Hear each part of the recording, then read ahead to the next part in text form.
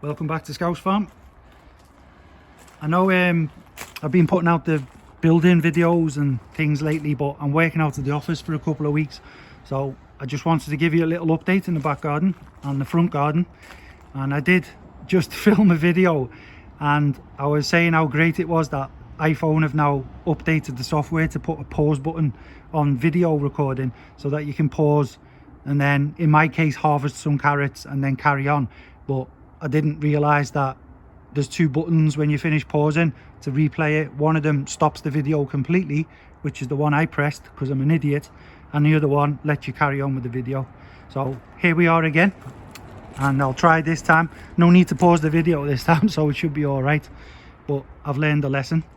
But this is for those who've only watched my building videos and the recent subscribers, I wanted to show some of the original videos that I've done about fruit trees and space. So a lot of my videos are about just give it a go if you want to grow something. And if you've only got a small garden, you don't need big massive fruit trees to get harvests. And you can see right now, the case in point is this apple tree. This is known as a columnar apple tree, and it's a dwarf variety whereby all of the fruit grows close to the main leading trunk going up the center of the plant. And what is that we have there? That is an apple. So look, you don't need a big massive apple tree to grow edible gorgeous apples. And I've already harvested off this because, as I just said, I made the video but then ruined it by messing about with the pause button. But you can see I've still got lovely apples there. They've still got a bit of time to go, even though we're in November. You can leave them on, they'll be fine, or you can take them off and eat them now and they'll be fine. But you don't need to put it in the ground. You could even place it in one of those, what I use to grow potatoes, so a 30-litre potato growing pot. And this is only about, I don't know, 4 years old at the most, so you are getting the harvest pretty quick in the life of the tree. I'll have a little close up there for you. Gorgeous apples. And these turn a bit red when they're ready to be picked, and I'll show you now because I picked one before on the other video. But for those who want to buy one or want to check up on them, this one's called a Bolero, and it's a columnar bare root apple tree.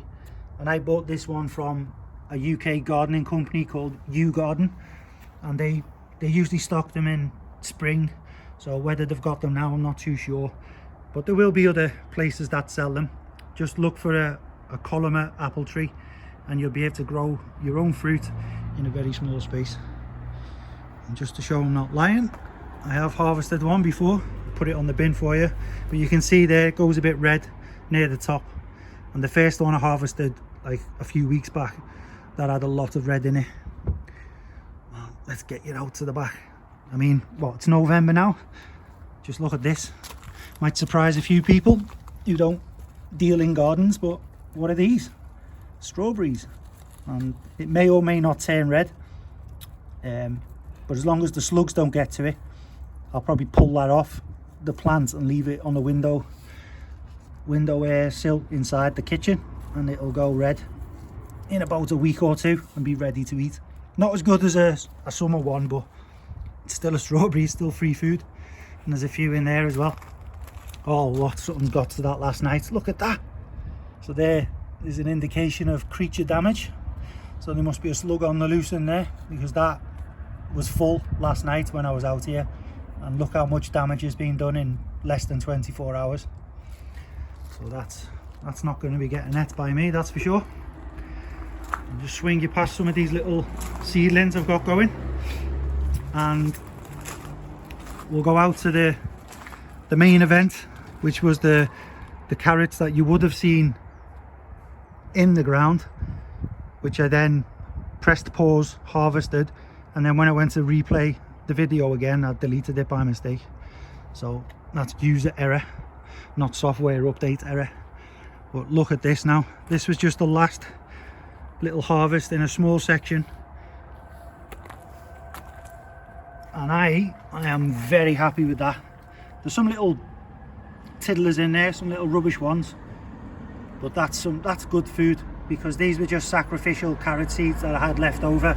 I just sprinkled them in any old way, didn't think much about it, and that, once cleaned up, will be enough for a good little roast dinner for a few people.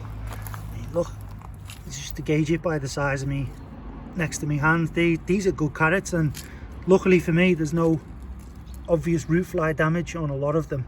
A couple of them have been chomped a little bit, but I mean that's quite a little fat boy as well. And this will make you giggle, but the two I'm about to show you now were next to each other, and I'm not lying, these were like, one was here and the one was next to it, and look at the difference. Look at that. These were siblings in the carrot world. One obviously got munched by a root fly early on in its life. You can see the hole there, so it didn't make itself into a big edible root, but it still put out some top growth, as you can see. And then next to it was the absolute largest one that I've grown. That is fantastic. Look at that. You'd be proud if your job was growing carrots as a farmer and they come out like this. You'd be proud of that.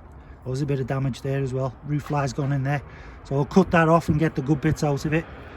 But there, that's like that film Twins, Danny DeVito and Arnold Schwarzenegger.